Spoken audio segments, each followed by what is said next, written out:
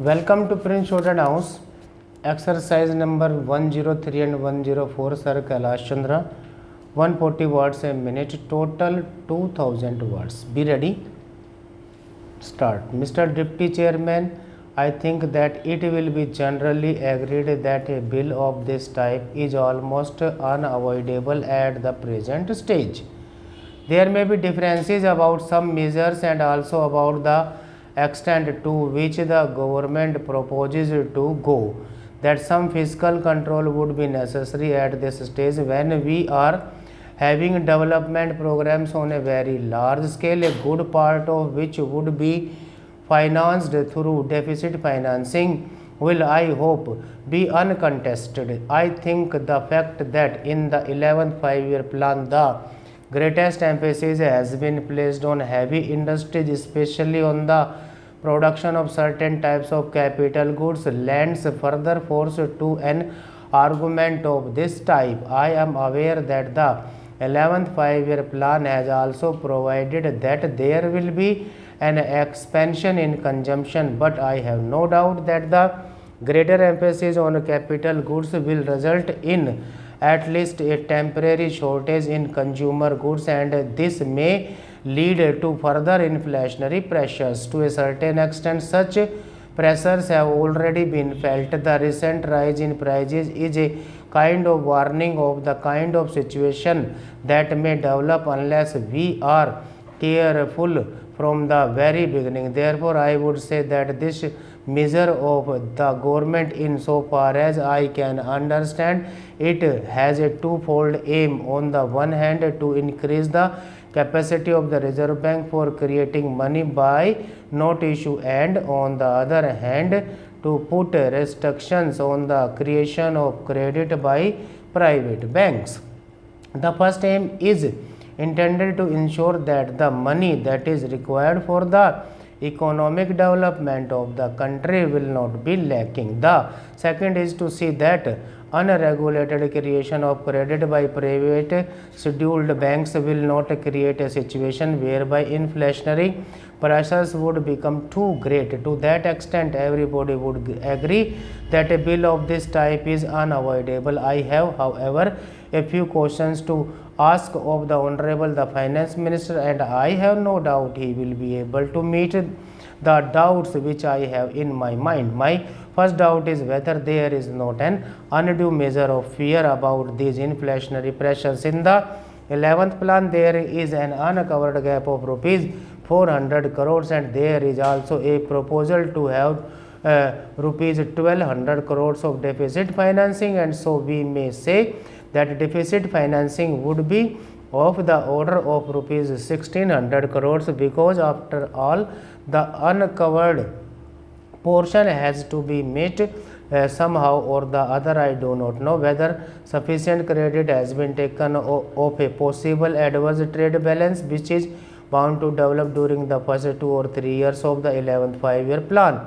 We are going to industrialize on a fairly heavy scale, and as we import machinery on a large scale, an adverse balance of trade is bound to develop. This adverse balance of trade will to a certain extent act as a check against any inflationary pressures. Then again, there is the question of production of food grains and other materials within the country. Our economy is an expanding economy at the moment, and I think that by the end of the first year of the 11th plan or sometime during the second year of the 11th plan, many of the measures which were undertaken during the 10th plan will start yielding results. Many of the major irrigation projects will give full dividend, and the production of food grains in the country is bound to go up.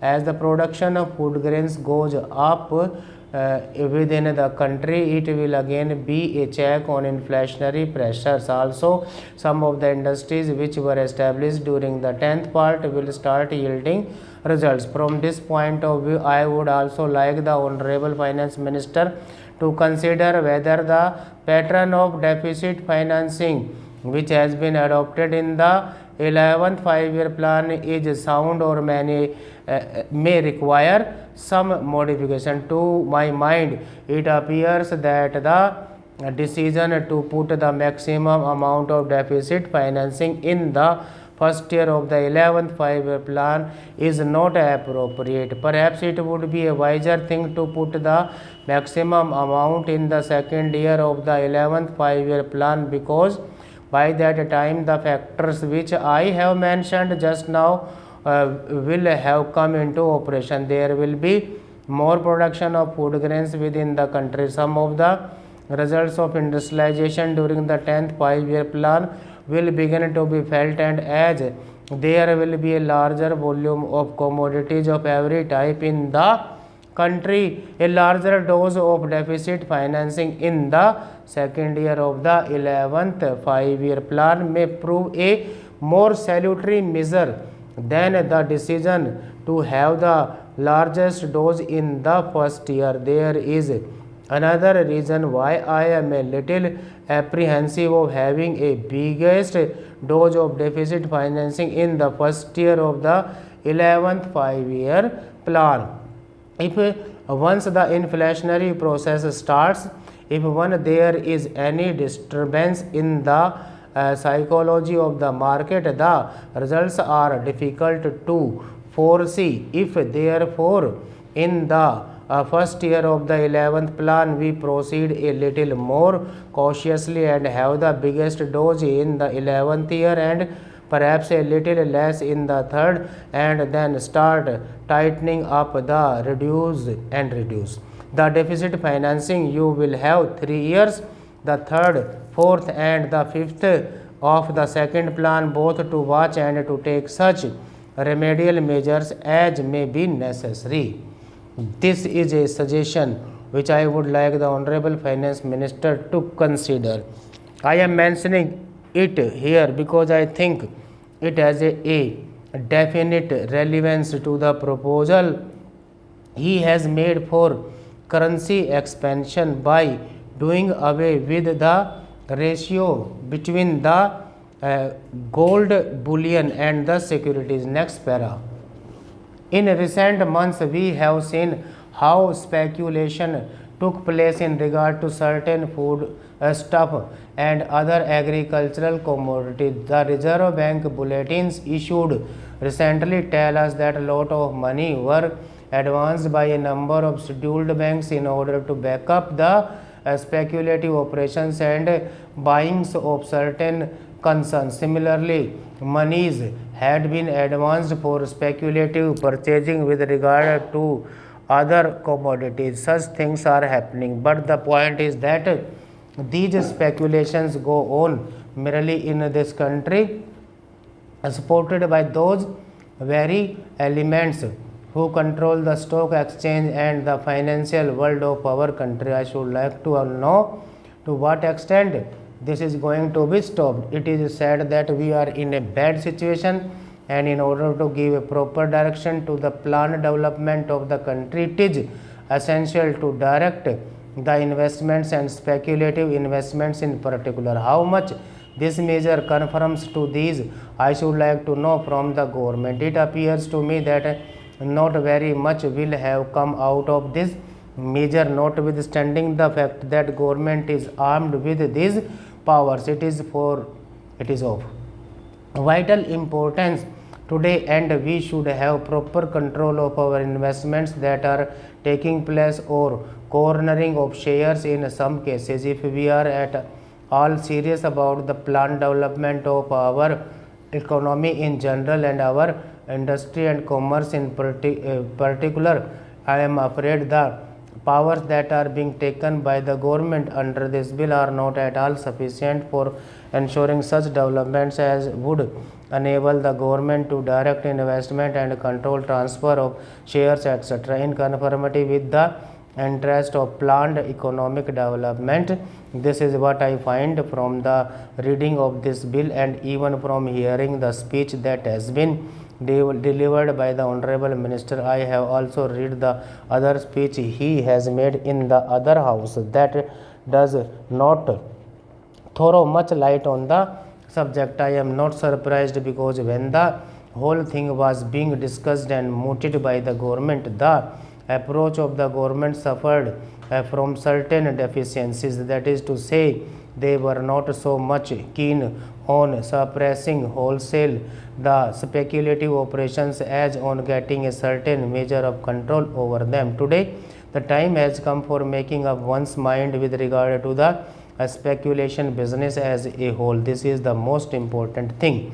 With regard to investment, it has been said very eloquently in these documents that after all, a person should have an opportunity of investing his funds, and therefore he should have a chance of going to the market and buying some shares. I can understand it, but what is the protection against his being cheated by certain people who have taken command of the stock exchange?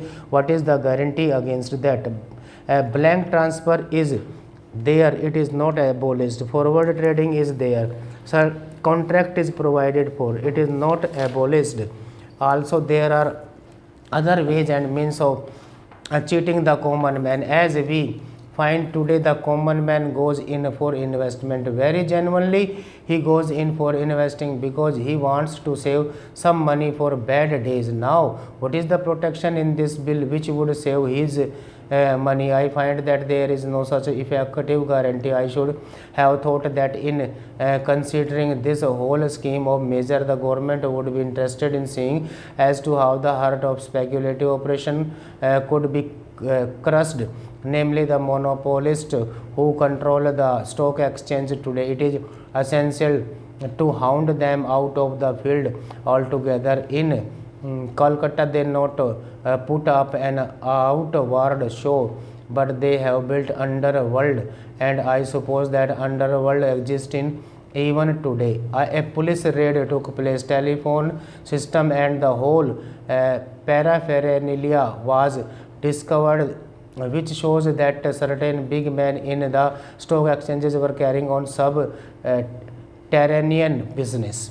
This is a new type of underworld we have in our country in order to cheat the common man, in order to evade taxes, in order to carry on profiteering and black marketing trades. Lot of things came to light, and the newspapers gave a lot of publicity. We came across certain very big people. Some of them are very well known patrons of the Congress party, the ruling party, who were hauled up in this fashion. What has happened to them? We would like to know when we discuss such measure. They are the kings in the speculative world. They are the tycoons of that field. I would like to know what has happened to such people. What are you going to do with these speculators? Will they be allowed to operate openly or secretly in the field under this fashion? Or are you really thinking of taking some action against them, not merely for apprehending those people who have gone underground and started underground business in this manner, and also the possible recruits to that underworld? I would like to know. This is what the government should tell us. It is no use trying to bring in all technical questions, explaining one clause after another. This is important, but what we would like to know from the government is how you are going to check these elements who sit on top of the country as far as the stock exchange is concerned. These are very big and powerful people, and they need to be suppressed with a heavy hand in the interest of our economy. I find the Honorable Minister piloting this bill is completely indifferent to that aspect of the matter. There have been cases where a person, speculator, so to say, goes in for heavy purchases at one time. The heavy pressures boosts up the prices. Then he starts selling it, thereby realizing the money he had spent for buying certain shares in the market. Stop.